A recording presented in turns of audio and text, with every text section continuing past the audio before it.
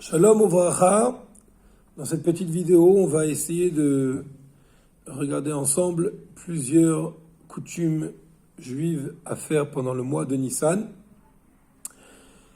Le mois de Nissan étant donné que c'est bientôt, donc il faut commencer à en parler dès maintenant.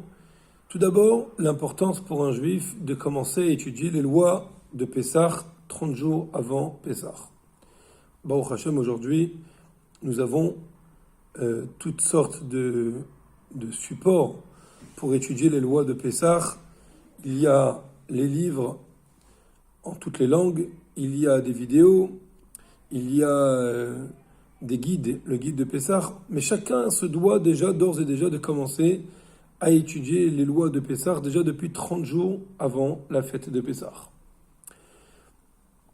Toute personne qui habite la ville où je me trouve dans cette ville-là, dans n'importe quelle ville, s'il habite depuis plus de 30 jours, alors, et qu'il a des moyens, il a l'obligation de payer une taxe au rabbin ou au président, enfin celui qui va s'occuper de la boîte de tzedaka, pour ce qu'on appelle ma'ot tritim, l'argent qui sera redistribué aux pauvres pour les fêtes de Pessah. C'est une grande importance qu'on donne de l'argent, qu'on appellerait aujourd'hui dans le monde moderne les paniers de Pessah. C'est très important d'offrir des paniers de Pessah pour les nécessiteux. Ça, bien sûr, dans le cas où nous ne sommes pas nous-mêmes des personnes nécessiteuses. Et donc, en ce cas-là, il faut donner son argent pour les autres. Si une personne est nécessiteuse, alors on doit lui donner tout ce qu'il a besoin pour les fêtes.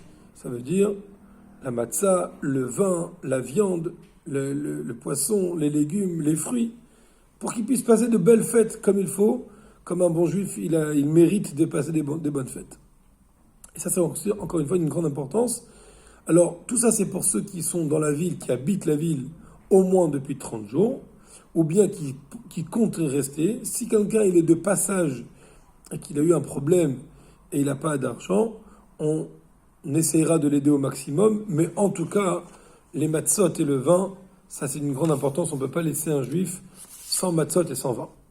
Alors je profite pour l'occasion pour dire combien c'est important de manger de la matzah shmura. Alors c'est vrai, le prix de la matzah shmura, il est un peu plus cher, voire beaucoup plus cher, mais peu importe, un juif, il est capable de donner de l'argent pour faire les mitzvot, et donc il est très important que chacun d'entre nous ait de la matzah shmura, au moins pour le soir du Seder. C'est vraiment une importance capitale pour faire la mitzvah de Achilat Matzah, que ce soit le au Seder. Alors certains ont l'habitude de manger que de la matzah shmura durant tout Pessah, d'autres ont l'habitude de manger que de la matzah shmura durant les 2 soirs de Pessah, d'autres ont l'habitude de manger de la matzah shmura uniquement pour le plateau du Seder, et d'autres ont l'habitude de manger que le kazaït de matzah shmura, et donc chacun fera selon ce qu'il faut, mais en tout cas on motive le maximum pour manger un maximum de matzah shmura. Je rappelle simplement que la matzah shmura, c'est aussi bien du pain qui nous renforce notre foi, aussi bien du pain qui nous renforce la santé matérielle et spirituelle. Donc c'est d'une grande importance. Durant tout le mois de Nissan, on s'abstiendra de faire les supplications dans la prière. Autrement dit, les tachanunim. Donc tout ce qui est tachanoun et tout ce qui vient avec les tachanunim, comme par exemple le lamnat sehar qui vient entre Ashrei et Uval Etzion dans la prière du matin, contre la semaine, on ne le fera pas parce qu'on ne fait pas les supplications pendant la prière. Certains ont l'habitude, c'est pas écrit dans le Shulchan Aruch, mais certains ont l'habitude de ne pas se rendre au cimetière durant le mois de Nissan. C'est pourquoi ils se rendront au cimetière la veille de Rosh Chodesh et après ils n'iront plus au cimetière jusqu'au lendemain. Je ne parle pas dans un cas exceptionnel où, Chas Shalom, ce que Dieu nous en préserve, s'il y a un enterrement ou s'il y a une bonne raison d'y aller, bien sûr, qu'on pourra permettre d'y aller. La même chose, ceux qui ont l'habitude de jeûner. C'est pas une bonne chose de jeûner déjà d'une façon générale dans notre génération. Ceux qui veulent jeûner, c'est interdit de jeûner au mois de Nissan, sauf pour le Khatan et la Kala, qu'eux, ils auront le droit de jeûner au mois de Nissan. Durant tout le mois de Nissan, durant les 12 premiers jours, les 13 premiers jours du mois de Nissan, on lira un petit morceau de la Torah qu'on appelle le Nassi.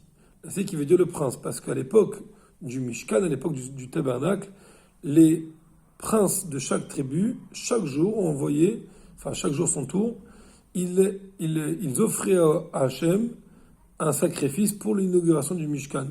Donc on a pris la coutume de continuer à faire ce sacrifice à travers les mots de la Torah qui sont récités, et on continue par un petit Yiratzon pour dire à Hachem, pour demander à Hachem de considérer comme si on avait fait le sacrifice au cas où nous serons de telle ou telle tribu. Et ce Yiratzon est récité par tout le monde, même par ceux qui sont des Kohanim, des Lévi'im ou des Israélim. Dans tous les cas, on fait les 12 pour les 12 tribus, et le 13e, c'est Zot Hanouka.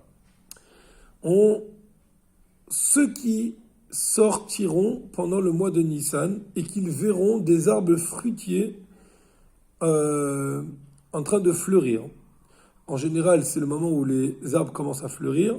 Les fleurs restent très peu de temps, puisqu'après il y a le bourgeon qui va sortir. Donc c'est une bracha à faire, une bénédiction pour remercier Hachem sur les belles créatures qu'il a créées.